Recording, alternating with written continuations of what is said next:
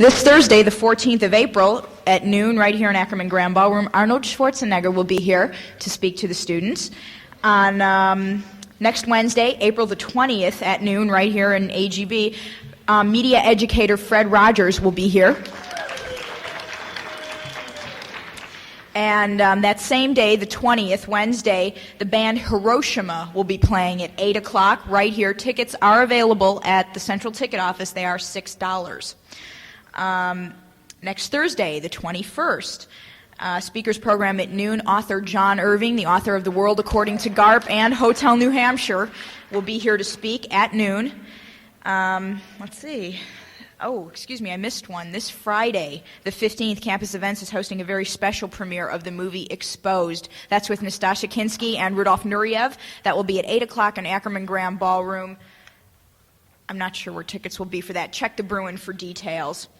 And the last thing I have here is on Wednesday, April the 27th, a week after Hiroshima, Sparks will be playing here. And tickets for that are $4. They will be available at Central Ticket Office. And playing with Sparks, opening the show, will be the band Felony. And our guest today will be out in just a few moments. First, we're going to show you a clip from his new... Enjoy that, and we thank you for being here. Okay. Hi, I'd like to either side of the ballroom, so please feel free. Don't be shy, just step up and ask away. The French Connection, Jaws, Marathon Man, and Still of the Night with Merrill in All That Jazz, and his newest film, Blue Thunder, which we just saw the trailer from, promised to welcome Roy Scheider.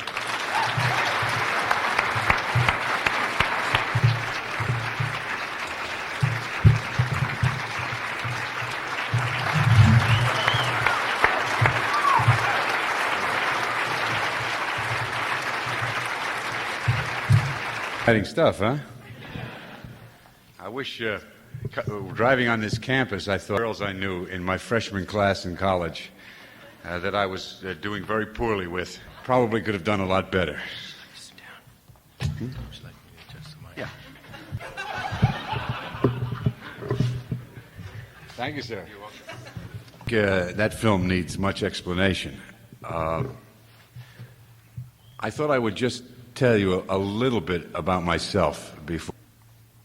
The question that is most often asked me is, how did I get into... Originally, I was a pre-law student and an English major, and I discovered the theater while I was in college, and I began to spend many, many more hours in the theater than realization that it was no longer a question of my wanting to be an actor. It was in my senior year that I decided, and I had to break this grim news to my father, that I was not going to law school, that I was particularly inspired by the theater because I thought it was a great forum for communication. Altruistic motives inside of me that I had in my first year of summer, that acting is supercilious business. I don't think that it's folly. I don't think that people. I think there have always been actors in every epoch and every era of mankind with your fellow human beings, your experiences. It's storytelling, explaining to another, dramatizing what has happened in an entertaining, I think the theater, movies, television, and all of these forms that we're very familiar with, then heightened storytelling. And storytelling is good for the soul. They get to know you, and you get to know them, because most experiences are very similar. All right, let's start with some questions. Oddball question, but how did it come about that you worked with Del Tenney and Alan Island on your debut film, The Curse of the Living Corpse? There's always one of those guys. After we finished Jaws, I got a call from Richard Dreyfuss about 3 o'clock in the morning. Outrageous! You made this horror film? I said, yes, I made Washington Arena stage. And Del Tenney came down, and he was looking for some actors to do a horror. They'd researched the title, and they picked out all the words that were successful in horror films. They picked out Corpse, and then they wrote the script. So he came down and he offered me the lead in the movie, which was the villain, and I had an opportunity, had a chance to kill my mother, kill my brother, kill my wife, kill 7 people, die in the quicksand bog at the end, you know, just wiping out everybody to come true. So that's why I took the picture, and a chance to get... Do we have any microphones down there so people can hear? Yes. I think you'll have to talk a little louder because I don't know if you're on or not. Why did you not grace us with your presence on film for 3 years after all that jet? First of all, I trail, and that took up 6 months. After that was the actors' strike, still of the night, and therefore about 2 years went by between all... Keep making movies, okay? Okay. It's certainly okay with me. Yes. Then a question. You seem to be an actor who takes his craft very seriously. Judging by the question I wanted to ask you is, it may be a little bit presumptuous. We haven't seen Blue Thunder yet, but actors such as yourself should play a role in, or like nuclear proliferation and things of that nature. How would you define an actor's role and their responsibility?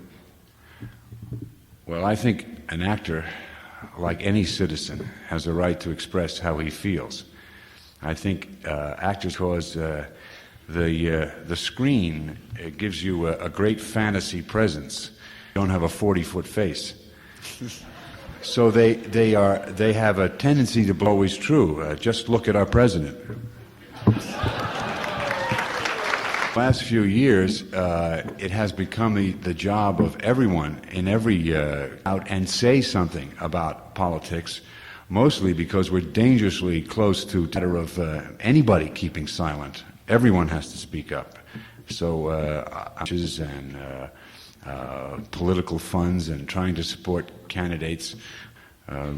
So my opinion on that has changed, and I have become more active.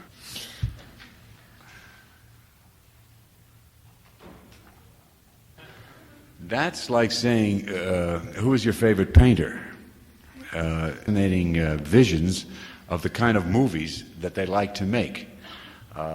Talented people. Steven Spielberg, William Friedkin, Bob Benton, John Badham. And they're all very different men. And some I've had better personal relationships with than others. If you ask me which was the most enjoyable experience, I would probably say all that. The most difficult, the most challenging, and the most three-dimensional character that I've had an opportunity to play. But he is a fabulous director doing the kind of pictures that he does. And the other men are very fabulous doing the kind of pictures they do. So it's a very difficult question. It's like... You've had extraordinary success, but do you have any real regrets, i.e.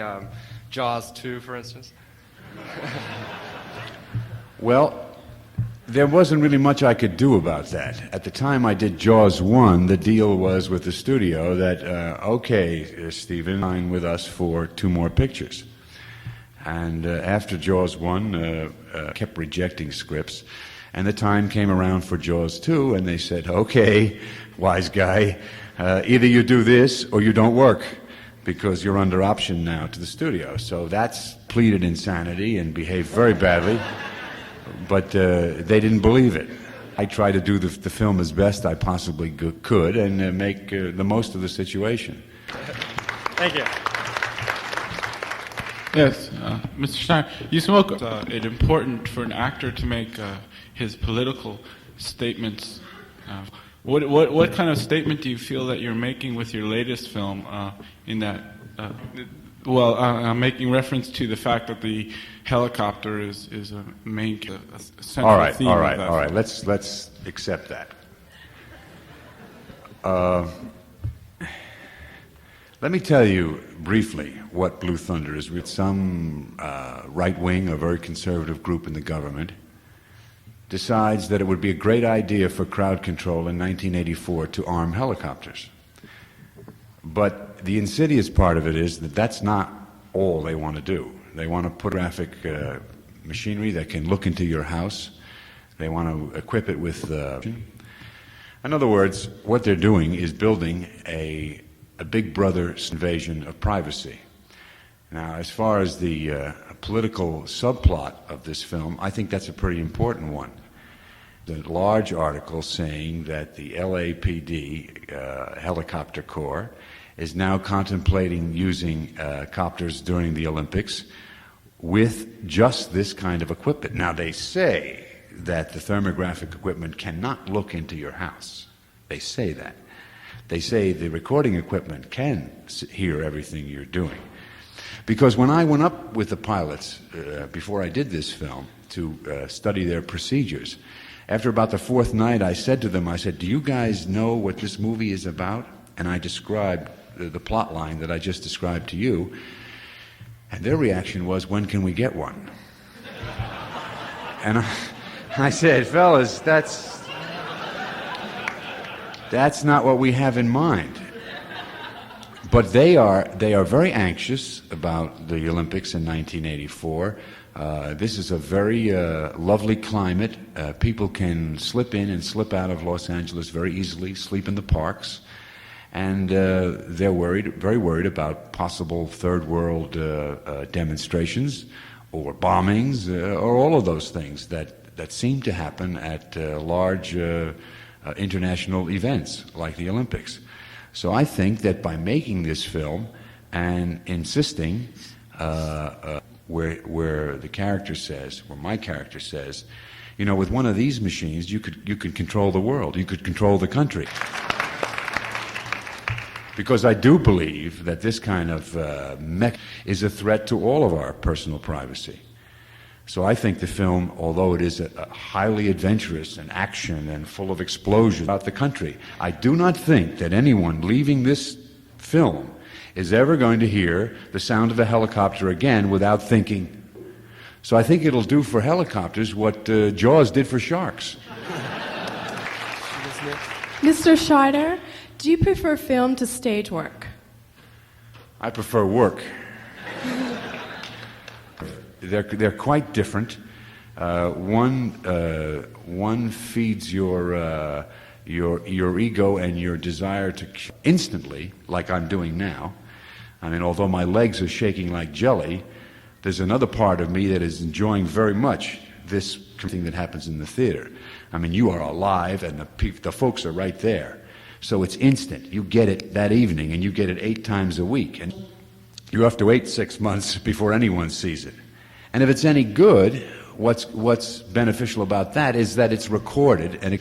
So there's a little more immortality in films than there is in doing stage. So there are differences, but they're both very... And much talk about the use of cocaine in Hollywood. I want to ask you how much of this is real, and your personal opinion on why these people that seem to have everything... Well, I can only speak from my own experience. You know, drink as much school until you fall down and they take you home. I mean, that was my method of destroying myself. So I've never been mixed up in the drug scene, and I'm on or who's on cocaine. I have friends who say, "Well, didn't you see his eyes? Didn't you see the way he's behaving?" To me, just I have not, in my experience, and I've made 2 or 3 films here. I know that it's an enormous problem. It's encouraged by all of the rather standing laws that are formed to stop it. Doctors. It's controlled by politicians who think they can just out that wrong. What is my point? Question again, so I can come back to where you... Well, it seems to be an affliction with people who and they have to bolster their egos by taking cocaine, but who do not believe that they deserve the success they have, so they have to take cocaine to... it's the sickness, the basic sickness, to me, seems to be that it's of understanding who they are and what their relationship is to their business. A very sad and unfortunate thing. It also is, as this kind of electronic horror is now coming into being, Brave New World and 1984. I mean, Mr. Orwell was a very prophetic. Because I'm kind of a dumb optimist, there has to be a way of legislating away the illegal attraction where people who are addicted drugs and get slowly weaned off them and get psychiatric help at the same time. It's not approached that way in penal institutions. I mean, I have strong feelings about those things, and I don't like to see them. I'm not quite sure what's going to happen. Bob Fosse's All That Jazz, the main character autobiographical of Bob Fosse, and also how did you... Well, the story is based on real events in Mr. Fosse's life. He was editing Lenny at the time that he had the heart attack and he had the bypass surgery, and as the character does in the film. So in the beginning, there was... And then there came Joe Gideon. And in the process of making the film, about a third of the character is Mr. Fosse, about a third of the character is me, and about a third, the last month or so of shooting the film, Mr. Fosse and myself would refer to dramatized version of Mr. Fosse, of myself, of almost all driven people, men and women, who are so work-obsessed and so success-oriented in their lives. So that was the development of the character. I'd like to ask you, who wrote in that film the line... I didn't write that one. I'm not absolutely sure. There were Robert Allen Arthur and Fosse wrote the script, and I don't know which one of them came up with that line. My instinct... Could you please tell me to what extent Hollywood is a business and to what extent it's artistic? For example, isn't a movie contract like 300 pages usually? 300 pages or so of... Yes, that's what they call the boilerplate contract. That means that it covers all of the things that have been covered in the relationship between an actor and a studio over the last 50 years.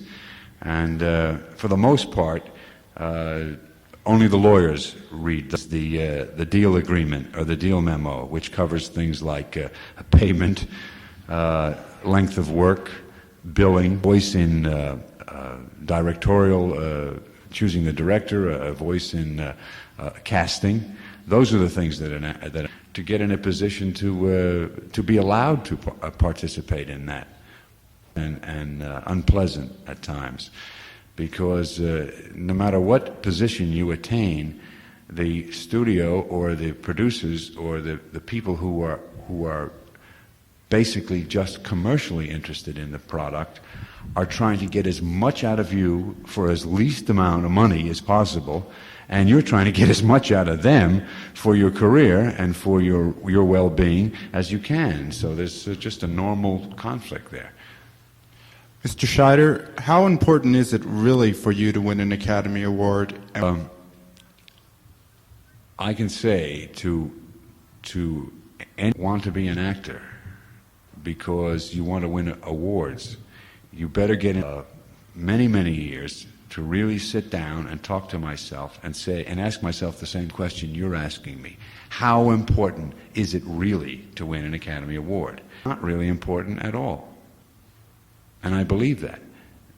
Also, I believe that it's very nice to have one. It's very nice to be chosen a winner. It's very nice to be nominated. All those things are very, very nice. But if you have any perspective on your work, you shouldn't need anyone else except those critics or those people whose opinion you respect dearly to tell you what the value of your work is. Enough to look around and look at the performances, look at the material, look at the degree of difficulty in performances, and say to yourself, well, you know, I did this and I did that. And it doesn't matter. Academy Awards has always been that the process should be like the Obie Awards are in New York, in that in each category, actor, director, producer, film, sound, that the 5 nominees all receive Academy Awards. And they all come up at the stage at the same time because they're all given awards for excellence in the particular picture that they worked on.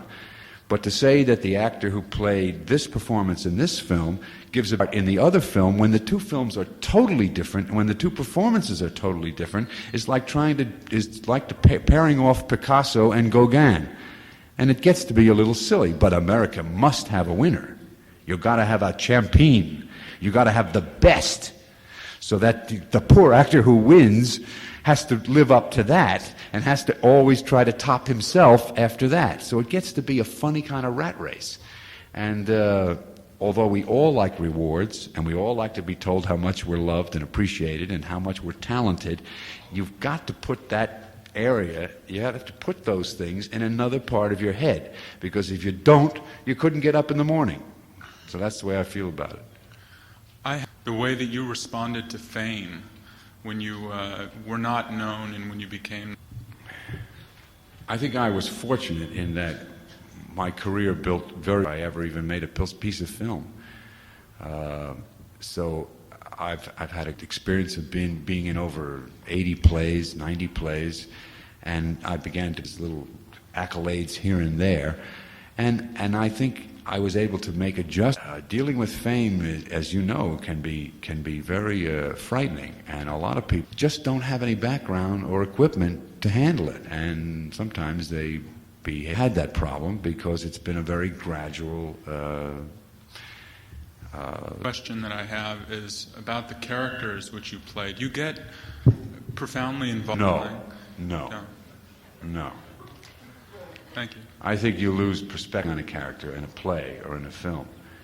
That character is always inside your head 24 hours a day, because you're thinking about either tomorrow night's performance or the next day's shootings. You're running over the scenes. You're thinking about how you're going to act this, how you're going to act that.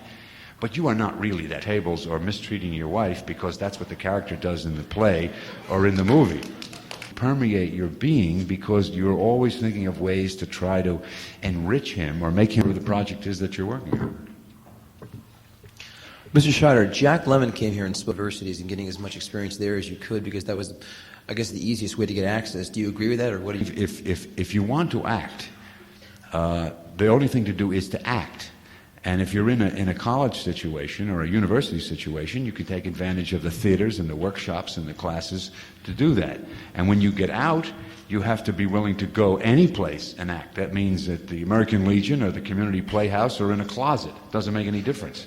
But an actor who really wants to act will go any place for any price and act. And that's the only way you learn to be a good actor. You can do a lot of reading and you can do a lot of studying, but it's not the same as getting up in front of an audience and perfecting your craft.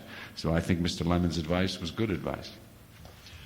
On Mr. Scheider, on films like Sorcerer and Jaws, where high adventure, you're basically in a cast with you and 3 other people. How much is improv? I mean, how your reactions based on your gut feelings as opposed to director giving you every moment of direction? Again, that depends on the director. For instance, on Jaws, we had a terrific relationship between the director, Bob Shaw, and Richard Dreyfuss, and myself, in that we were making this sort of improbable movie, and we had a lot of time on our hands, and because the shark didn't work for months. And a lot of the scenes that you saw were improvised in Steven Spielberg's kitchen and living room in the evening when we were having dinner. And I think a lot of them added to the believability of the 3 characters, because they weren't in the book Jaws. The last 150 pages are really fabulous as a piece of exciting fiction. But the characters weren't really fleshed out, in that they were not particularly likable or sympathetic human beings. And what we try to do is to give each one of those guys a reason to get the shark, and also to give them some dimension as human beings as to why they wanted to get the shark. So on particular movies, when you have an opportunity to do that kind of improvising, and the director takes advantage of it and films it, it's wonderful, and I think it helps. In dealing in the business in general, what is the process you go through in selecting a role in terms of the financial and artistic considerations? And also, who is the most brilliant director you feel you've worked with? The process of selecting a role, for me at this time, is to either I hear about a book, or I hear about a project, or I read a script submitted to me, and when I read it, I decide, first of all, do I want to see this movie, or do I want to see this play? And then the second question I ask myself, what part in it could I play? And is the part interesting enough to spend 3 months working on it? What are the facets of the character that are interesting? What are the dramatic changes that take place in the character? Because it's very dull to do a movie where the character remains the same at the beginning. Remains the same at the end as he is at the beginning. You look for the change, the dramatic change in the character. So that's the way I go about looking at scripts. I don't often agree with, so we sit down and we argue about it. We argue about artistic merits. We talk about financial situations. There are sometimes lost. If you want to be involved in something that you think is worthwhile, that there's not going to be much payoff for.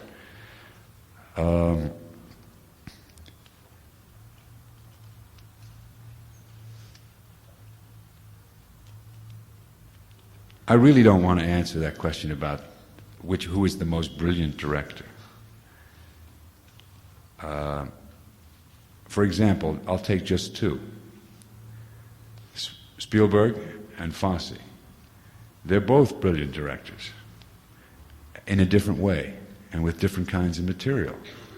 Mr. Fosse wouldn't have the foggiest idea in the world how to, and Mr. Spielberg would be lost trying to do all that jazz.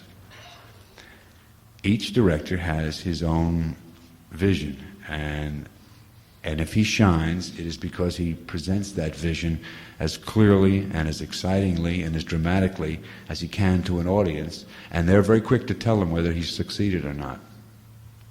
Mr. Scheider, is there or was there any particular actor that you admired or that you were impressed with that kind of inspired you to go on to your work? And also, what college did you go to? Pardon? What college did you go to also? Oh, I went to a small liberal arts college in Lancaster, Pennsylvania called Franklin and Marshall.